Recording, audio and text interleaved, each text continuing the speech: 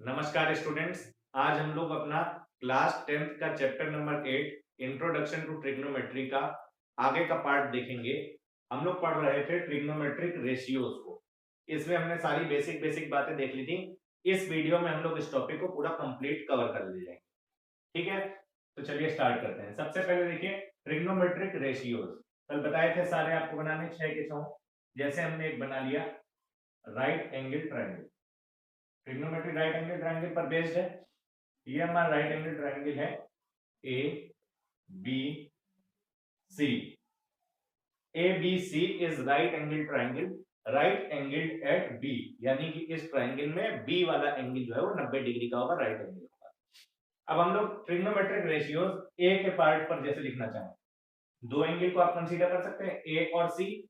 मैंने पिछले वीडियो में जो काम कहा था आई होप आप लोगों ने कर लिया होगा। आपको मैंने कहा था कि सी एंगल को मान करके आप सारे ट्रिग्नोमेट्रिक रेशियोज लिखने का प्रयास करिए। ए वाले के तरीके से मैंने आपको सारे पिछले वीडियो में कवर करवाए थे, तो जल्दी से उसको रिवाइज कर लेते हैं। क्या था, जब हम एंगल ए को मानेंगे तो इसके सामने वाली side side opposite to angle A BC, या फिर इसका क्या नाम हो जा रहा था, परपेंडिकुलर। ए एंगल के बगल वाली साइड यानी कि side adjacent to angle A A B, या फिर इसका नाम था बेस। 90 डिग्री के सामने वाली साइड हमेशा फिक्स्ड रहेगी, इसका क्या नाम होता है, हाइपोटेन्यूज। ठीक, ये हो गई हमारी सारी साइडें के नाम ए के अकॉर्डिंग। अब लिख लेते हैं हम अपने सारे ट्रिग्नोमेट्रिक रेशियो। क्या लिखा जाए, साइन ए, तो आप लिखेंगे सर परपेंडिकुलर अपॉन हाइपोटेन्यूज। इसके अकॉर्डिंग परपेंडिकुलर क्या हो जाएगा, बीसी अपॉन हाइपोटेन्यूज क्या हो जाएगा, एसी।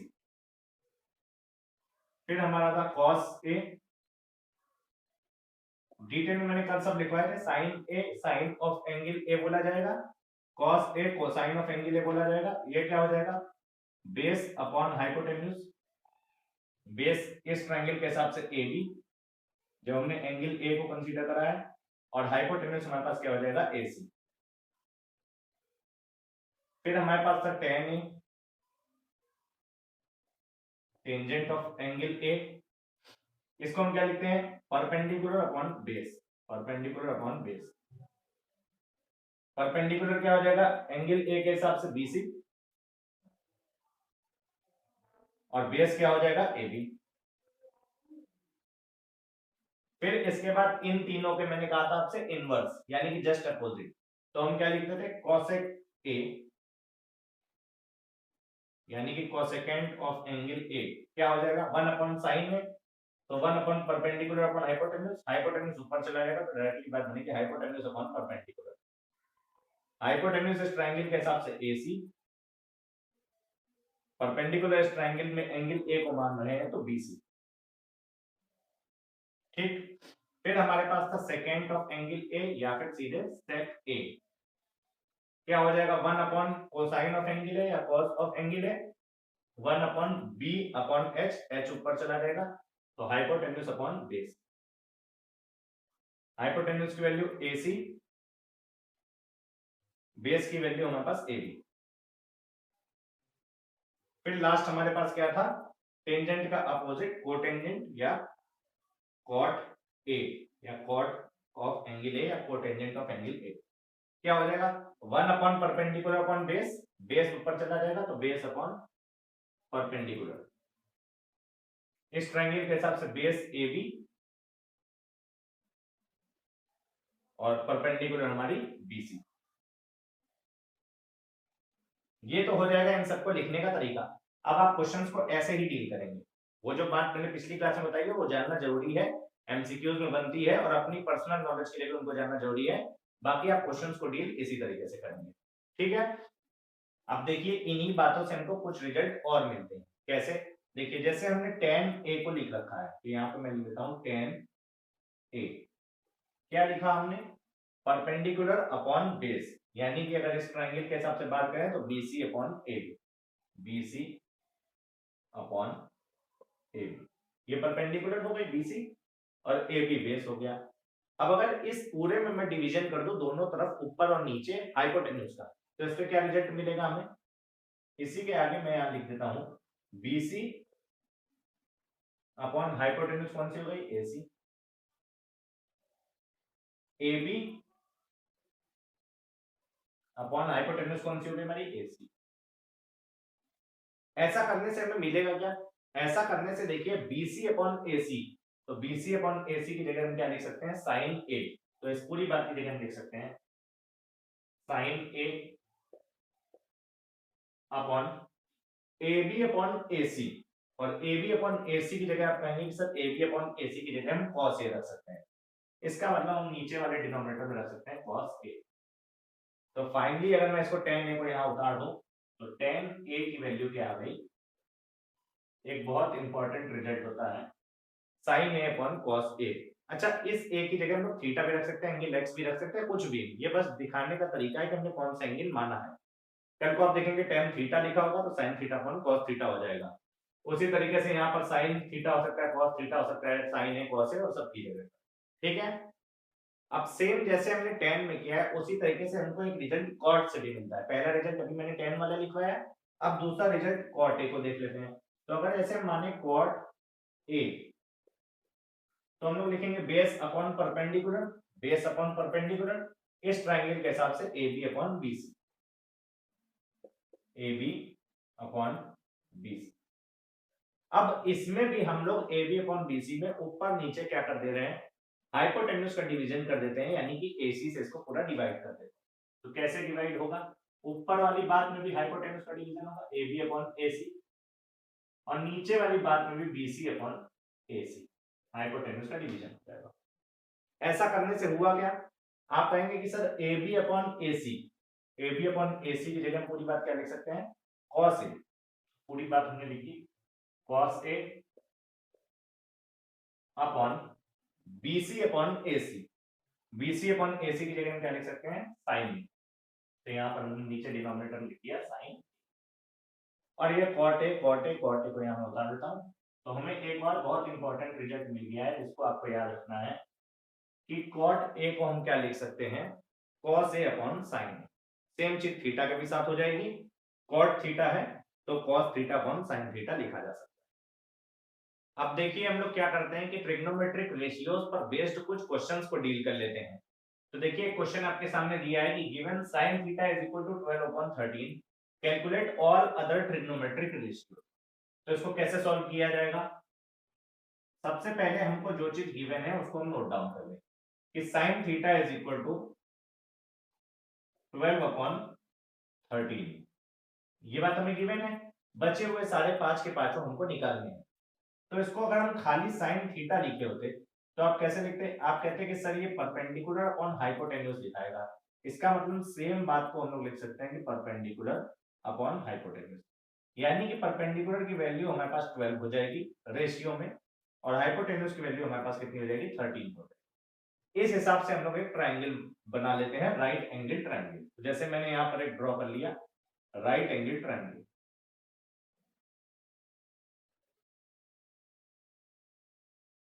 ये हमारा राइट एंगल ट्राइंगल हो गया, जिसका नाम हम कुछ भी दे सकते हैं, ए बी और सी। अपनी सहूलियत के हिसाब से हमने ऐसा दे दिया, आप कुछ भी दे सकते हैं।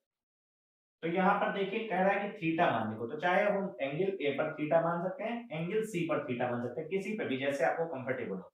कहने का मतलब क्या है, थीटा की कोई वैल्यू होगी 30 degree, 60 degree, 90 degree, 15 degree, 20 degree, जैसे भी वैल्यू होगी वो होगी। ठीक, उस हिसाब से जैसे मैं यहाँ पर एंगल ए को मान लेता हूँ कि कितने डिग्री का है, थीटा डिग्री का। अब ये थीटा डिग्री का हो गया तो इसके हिसाब से ये सारी बातें चलेंगी। 90 के सामने वाली साइड यानी आप जानते हैं क्या हो जाएगी, हाइपोटेन्यूज।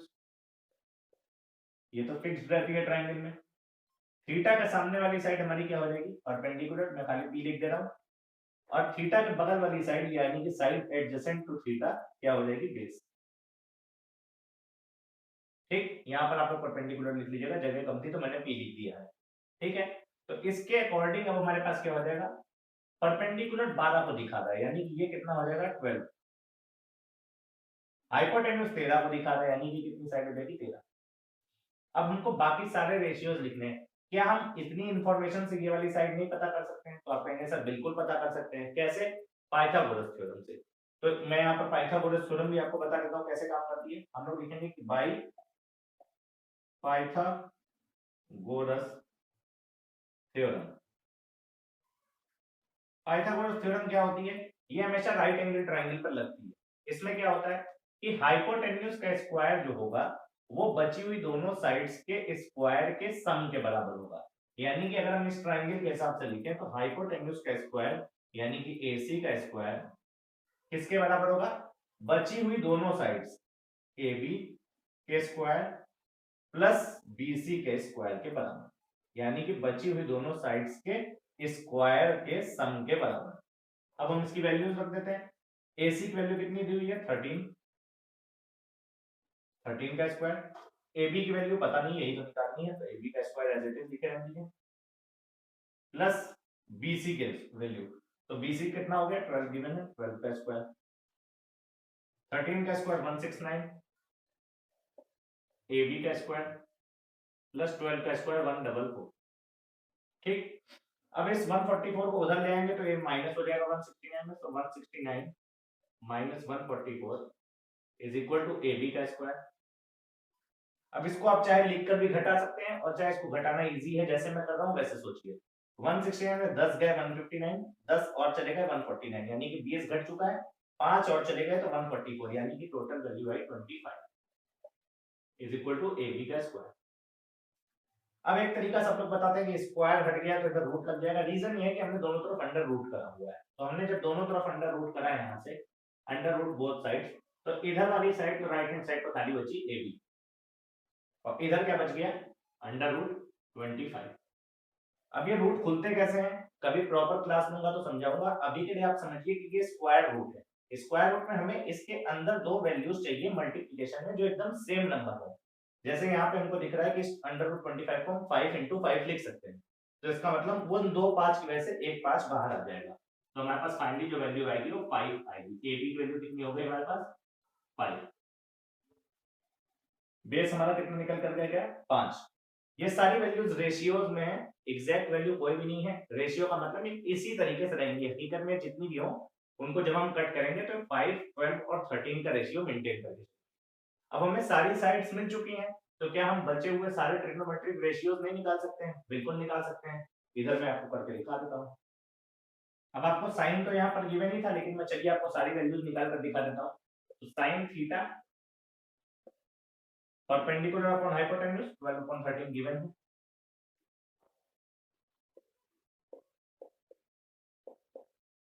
अगली वैल्यू हमारे पास कौन सी हो जाती है ट्रिग्नोमेट्रिक रेशियो? cos theta. अभी आपने किया था बेस अपॉन हाइपोटेन्यूज। बेस की वैल्यू 5 निकल कर आई है, हाइपोटेन्यूज की वैल्यू 13 यहाँ पर दी गई थी।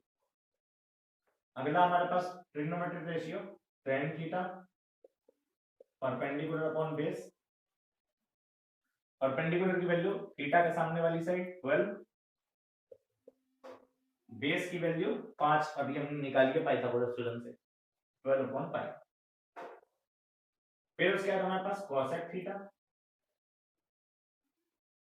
Hypotenuse upon perpendicular. साइन का इनवर्स अभी सब पीछे एक्सप्लेन किया है। हाइपोटेन्यूज की वैल्यू 13, परपेंडिकुलर की वैल्यू 12। देखिए कितनी सरलता से निकलते जा रहा है। अगर एक बार आपने सीख लिया तो आप भी इसी आसानी से सारे क्वेश्चन सॉल्व कर ले जाएंगे। अगला हमारे पास ट्रिग्नोमेट्रिक रेशियो है sec theta hypotenuse upon base, just जो है cos का inverse. Base upon hypotenuse cos था, sec थीटा हो गया हाइपोटेन्यूज अपॉन बेस। हाइपोटेन्यूज की वैल्यू 13, बेस की वैल्यू अभी हमने निकाली है 5, 13 upon 5। लास्ट हमारे पास हो जाएगा cot theta is equal to tan theta perpendicular upon base, cot theta हो जाएगा बेस अपॉन परपेंडिकुलर। बेस की वैल्यू 5, परपेंडिकुलर की वैल्यू 12। ये हमारे सारे के सारे ट्रिग्नोमेट्रिक रेशियोज निकलकर आ गए। आप भी इसी तरीके से एनसीईआरटी के क्वेश्चन देख करके लगा सकते हैं। कोई दिक्कत आए तो उसको कमेंट कर सकते हैं कि सर ये पर्टिकुलर क्वेश्चन मुझे नहीं समझ में आ रहा है, इसको जरा देख लीजिए, तो मैं पूरा समाधान करने का आपकी समस्या का प्रयास करूंगा। अब देखिए एक और क्वेश्चन हमारे पास दिया हुआ है जिसमें कह रहा है कि given 15 cot A is equal to 8, find sin A and sec A। ठीक है, तो सबसे पहली बात जो गिवन है उसको हम लोग देख लेते हैं। क्या कह रहा है 15 cot A, तो इसको आप क्या पढ़ेंगे 15 cot A तो लिखा है बिल्कुल 8 के बराबर है इज इक्वल टू 8। आप इसको पढ़ेंगे 15 into cot of angle A या फिर 15 into cotangent of angle A is equal to 8। इसका मतलब क्या हुआ कि ये बात लिखी हुई है 15 इंटू कॉट ए, तो इन मल्टीप्लाई में है तो उधर जाएगा तो डिवीजन में हो जाएगा। तो फाइनली यहां से जो बात निकल कर आएगी वो क्या निकल कर आएगी, cot A is equal to 8/15।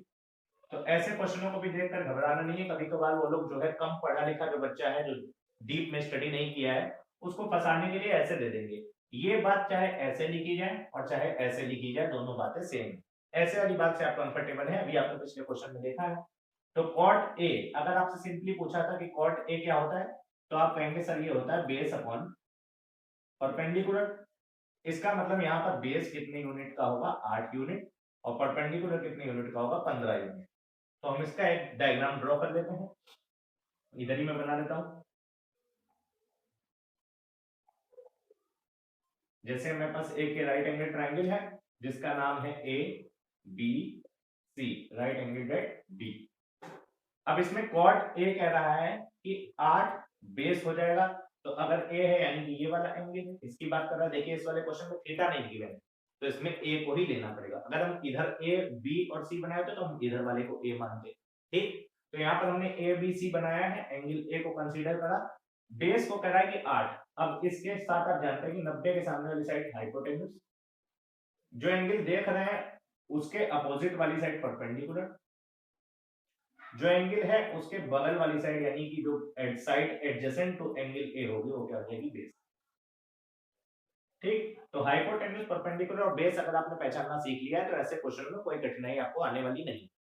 क्या किया जाए, बेस को करा है कि 8 है तो ये 8 हो गया, परपेंडिकुलर कितना है 15 है तो ये साइड 15 हो गया। क्या क्या पता करना है, साइन ए और सेक ए पता करना है। साइन ए में आप जानते हैं क्या हो जाएगा, परपेंडिकुलर अपॉन हाइपोटेन्यूज, यानी कि हाइपोटेन्यूज पता करना पड़ेगा। सेक ए में आप जानते हैं क्या हो जाएगा, हाइपोटेन्यूज अपॉन बेस, तो हाइपोटेन्यूज तब भी पता करना पड़ेगा। तो पहला काम क्या किया जाए, हाइपोटेन्यूज पता कर लिया जाए। अभी आपने सीखा हाइपोटेन्यूज, इसका पता करना कोई कठिन काम है नहीं। तो बाय पाइथागोरस थ्योरम हाइपोटेन्यूज का स्क्वायर यानी कि AC का स्क्वायर बराबर हो जाता है बची हुई दोनों साइड्स के स्क्वायर के सम के बराबर, यानी कि AB का स्क्वायर प्लस BC के स्क्वायर के बराबर। AC का स्क्वायर हमको फाइंड करना है तो इसको AC का स्क्वायर लिख लीजिए, AB का स्क्वायर यानी कि 8 का स्क्वायर प्लस BC का स्क्वायर यानी कि 15 का स्क्वायर। AC का स्क्वायर 8 का स्क्वायर 64 प्लस 15 का स्क्वायर 225। ठीक, इन दोनों को सम कर दीजिए तो AC का स्क्वायर किसके बराबर आ गया, 4 और 5 9, 6 और 2 8, और ये वाला 2 एज इट इज 289 के बराबर। दोनों तरफ अंडर रूट कर देंगे हम तो हमारे पास क्या रिजल्ट निकल कर आता है, AC is equal to under root 289। और आप जानते हैं 289 को हम लोग जानते हैं कि 17 का स्क्वायर है, 17 इंटू 17 लिखा जाएगा, दो 17 अंदर मिलने की वजह से एक 17 बाहर आ जाएगा। AC की जो फाइनल वैल्यू निकल कर आएगी कितनी, 17। ठीक, यानी कि AC कितना हो जाएगा हमारा 17। क्या आप साइन ए और सेक ए नहीं निकाल सकते, बिल्कुल निकाल सकते हैं, बल्कि हम सारे ही रेशियो निकाल सकते हैं। तो इसके बाद मैं क्वेश्चन इधर कर देता हूं, साइन ए आप कहेंगे sir perpendicular upon hypotenuse, perpendicular की वैल्यू 15 ए के सामने से, हाइपोटेन्यूज की वैल्यू 17, 15/17, ये हमारा आंसर आ गया पहली बार। साइन ए, सेक ए हमसे कहा है, सेक ए आप कहेंगे सर हाइपोटेन्यूज अपॉन बेस, इसको लिख सकते हैं, हाइपोटेन्यूज 17 और बेस 8, तो 17/8 इसका आंसर। ठीक, इस तरीके के और भी क्वेश्चंस को आप लोग बुक से प्रैक्टिस करिएगा और प्रयास करिएगा कि जिस तरीके से मैंने कराया सिस्टमेटिक एक एक तरीके को खोल खोल के करें। अगर आप एक बार इस बातों को सीख लिए तो आगे किसी भी तरीके से क्वेश्चंस को घुमाया जाए आपको कोई समस्या आने वाली नहीं। ठीक, अब आज हमारा ये टॉपिक ट्रिग्नोमेट्रिक रेशियोज यहाँ पर कंप्लीट होता है। इसके बाद हम लोग कुछ स्पेसिफिक एंगल के रेशियोज को देखेंगे नेक्स्ट वीडियो में। आपको ये वीडियो कैसा लगा है इसको कमेंट करिए। अगर जो मैं बात आपको समझाना चाह रहा हूँ वो आपको समझ में आ रही है, वीडियो अच्छा लग रहा है तो इसको लाइक करिएगा, अपने फ्रेंड्स के साथ इसको शेयर करिएगा। आप मुझे कोई स्पेसिफिक टॉपिक पर वीडियो बनाकर देखना चाहते हैं तो उसको कमेंट सेक्शन में लिख दीजिए, मैं उस पर पूरा प्रयास करूंगा कि जल्द से जल्द उस टॉपिक पर आपको वीडियो बनाकर दूं। डिस्क्रिप्शन में हमारे टेलीग्राम चैनल का लिंक है, वहां से आप ज्वाइन करके हमारे टेलीग्राम चैनल पे कनेक्ट हो सकते हैं और वहां पर भी स्टडी मटेरियल आपके लिए अपलोड किया जाता है। इस वीडियो को देखने के लिए बहुत बहुत धन्यवाद। Thank you very much.